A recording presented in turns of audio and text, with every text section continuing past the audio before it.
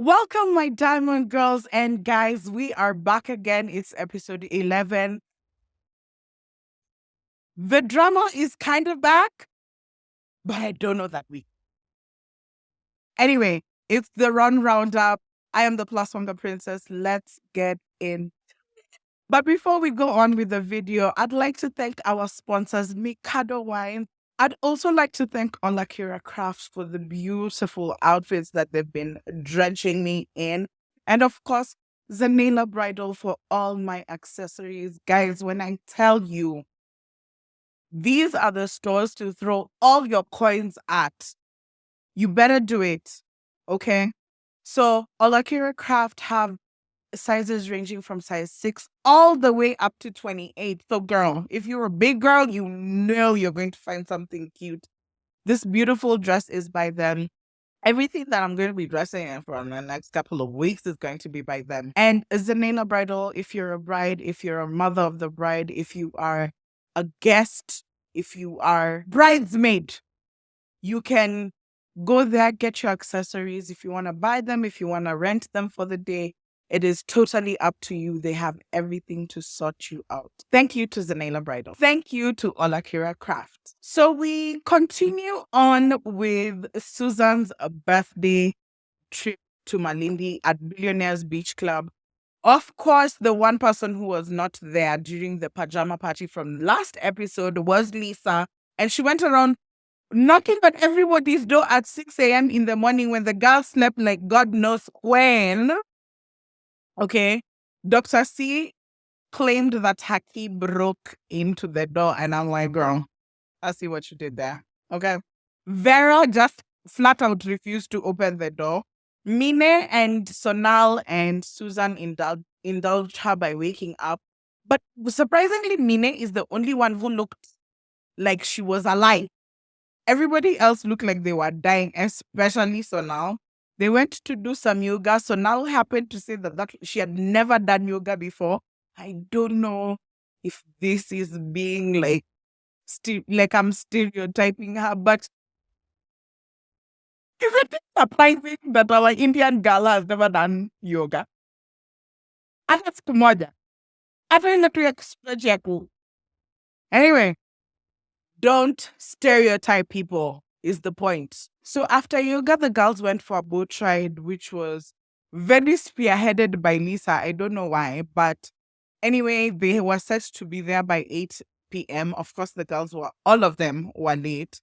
And they got scolded by the captain, which meant they couldn't go anywhere because he claimed that the tides were low or high. I don't know. Any nautical information I have no idea about. But anyway, so the girls just ended up like having a good time on the boat, looking cute, taking pictures. They really didn't go anywhere, but you know what? It worked out for them. Like, I feel like that was really the point, for them to be on the boat and take pictures. Nobody really cared about going anywhere. Wasitudanga. Instagram really quite natawala. Then after that, Lisa had organized a lunch for all the girls where she was really had already even at the boat started insisting that everybody should pay for their own lunch, which is like great. Of course, that's what you should do. So they had gone somewhere to one of the local restaurants in Malindi, which they called, it's finally time for us to experience the local cuisine. And I'm like, that's where the locals would go to upper class cuisine. And Lisa kept insisting that everybody should pay for their own lunch, which was, it's fine. It's what you should do because Susan during this trip has been extra overly generous because I don't think the girls paid for anything. So buying lunch should not be a big deal. But in my opinion, Lisa should have just paid for the whole lunch. She should have just paid for the whole lunch. Like, why organize something and then insist that, what if they didn't have the budget? Lisa. But it was also 1,500 as in each person, which once I calculated, it meant it was 7,500. Like, I'm like, Lisa, you can spend 10,000 on your friend for lunch. During the lunch, Mine and Lisa sort of tug of war cat fight reprised because Lisa kept coming for people about not showing up for dinner and whatever, whatever. But meanwhile, Lisa has not shown up for at least two of the activities that were there. She didn't show up for the cocktail making and she didn't show up for the pajama party. So for her to come for people. Anyway, but the funniest comment came from Sonal and she was like Tom and Jerry. That made me crack up. That was so funny. Good one, Sonal. I'm really starting to love the shady, the snidey, the snippy Sonal. She's really rising up the ranks. If the ranking is here, then we are at Dr. C, Mine, and Sonal. Then the rest. The ranking is still coming up. It seems that, yeah, the ranking is still coming up. Sonal is right there. Although Susan, after I saw the way she hosted this trip, like she really thought about everything. I don't know. Her and her bestie are kind of tight at the moment. So after lunch, the girls went back to the hotel to relax and change and whatever because the official 40th birthday party for Susan was happening that night. And for the first time ever, oh my God, I can't tell you how excited I was when I saw this scene pop up on screen. We finally got some screen time with Mine and her stylist, who she paid for to be with her during the trip. And she did a fantastic job. But it turns out that the stylist is actually Mine's best friend, which makes total sense as to why she's had her so close throughout the seasons because, like, amemshikilia kabisa, and it really explains everything. Like, it really just explained everything about their relationship. So it turns out that the stylist is actually Mine's best friend who went to fashion school, but is kind of having a bit of a challenge in terms of like figuring out her next career move, her next big break, her next thing, which I feel like all of us can attest to because self-doubt can really creep in on you and chokehold you. Guys, I kid you not, this show would not be happening if like we didn't think about it. We had come to shoot something completely different. And then we almost didn't shoot it because we had wrapped up. We were just hanging out after. And then we're like, why don't we shoot something? Can you remember what you watched? They're like, I was like, yeah, let's do it. Let's do it. And that's how the first episode of Real Housewives was born. RHON Roundup Nairobi was born. So self-doubt is to not overthink. And according to Minion, the best friend is financially well-to-do. Some of us are not privileged enough to have some financial backing while we try and embark on our dreams and goals. But we're glad that there's finally some sort of representation of a life beyond the girls. Because, you know, the way they hang out, you can think that they hang out for real, but they really don't. These guys really don't know each other. So we want to know the housewives individually, some of the motivations that they have. Please, producers, keep it up. It was the best scene of the entire season. I'm calling it. It really showed how Mine is like a really strong, loyal friend. Things that we always suspected and or knew of her. That she's a real one, that she's loyal when, like, if she loves you and you're in her corner, she'll ride and die for you. Like, I love that scene. Mine and her best friend. Let's keep it up. Let's keep an eye on them too. Then we move on to Susan's 40th birthday, which was happening at some kind of field or some kind of private area. Everybody looked gorgeous.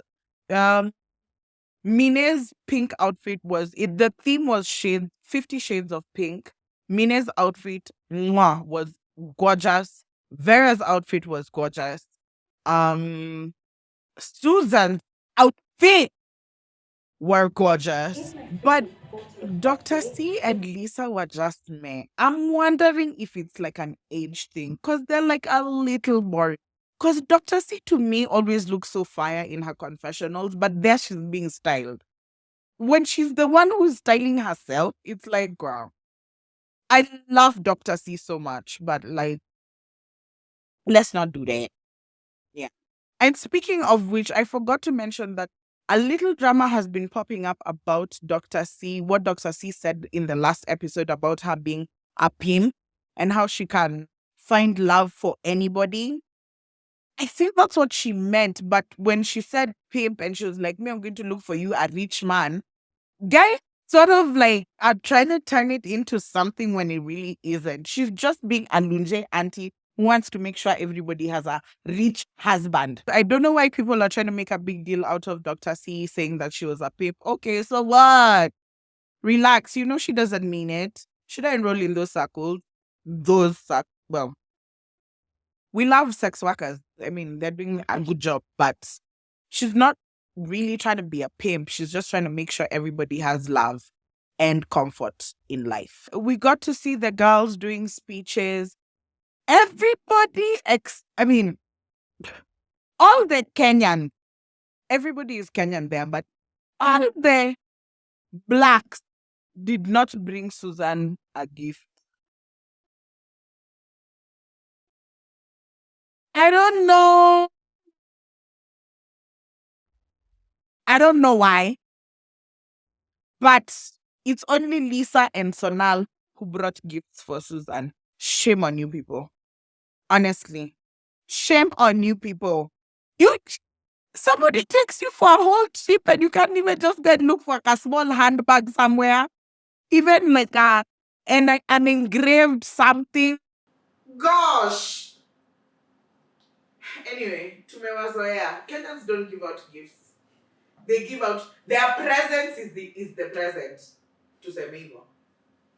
Anyway, we got to meet Susan's brother, who also happened to be at the trip. He's the one who brought her down and just, being a supportive beacon to Susan during her birthday, which was cute to see. I love to see the cast members with people outside of the cast members. You know what I mean? And then there was this guy who was there performing, and I just thought about it. Service providers, especially for these fancy rich people, please dress in the theme of the event. It makes it look more, it makes you look good, it makes the event look good, it just makes the whole vibe look good. Because there was a guy who was there singing to Susan and whatever, and he was just like super casually dressed, and it was so irritating. So of course there is no Kenyan event that can go on without speeches. Lisa, everybody made a speech, but particularly Sonal made like a very impassioned speech. It kind of felt like a commitment ceremony, which you can see how old people are, because Dr. C was like, this felt like one of those illegal ceremonies. Which, I mean, I'm very sure that Dr. C is open-minded and like inclusive and accepting. So we won't hold that against her, but I mean, girl, it's not illegal. It's not illegal because it should be. You know what I mean? Anyway, so now professed and proclaimed her love for Susan and gave her like this beautiful matching necklace and whatever. So it was just lovely to see. Their friendship seems to be really. I mean, I know in the beginning I had said I don't believe that they're best friends outside of the show, but maybe now I'm starting to believe it a little bit. Okay, I see it. Meanwhile, Vera Sidika Shkwekwe was just she was just trying to cause drama for nothing. And she was just like, I object! I'm the one who's better for Susan. Shut up, girl. Mina said it perfectly. Girl, side chick, shut up! Ain't nobody care about what you gotta say. Ain't nobody care if you object. You can object all you want. She is chosen and taken. Anyway, that was the end of the episode. We have the next episode is still going to be based in Malindi. What did I feel about this episode? I kind of like that they tried to bring a little bit of the drama, just a little spice, a little juice, a little sauce back into the excitement. It wasn't I know I complained about 7, 8, and 9 a lot. But It was a good episode. It was a good episode. Can have it in the background as you're doing your things. I'm glad you guys keep coming back. And if this is your first time, I am the Plus Wanga Princess, aka Sarah Mukabana. Please like, share, comment, subscribe. Guys, you know we're trying to get this diamond money. You know some of these bottles can start coming into view if you participate. Okay. Turn on the notification buttons. Find me everywhere on the internet. I am Sarah Mukabana, aka Plus Wanga Princess. And I will see you next time.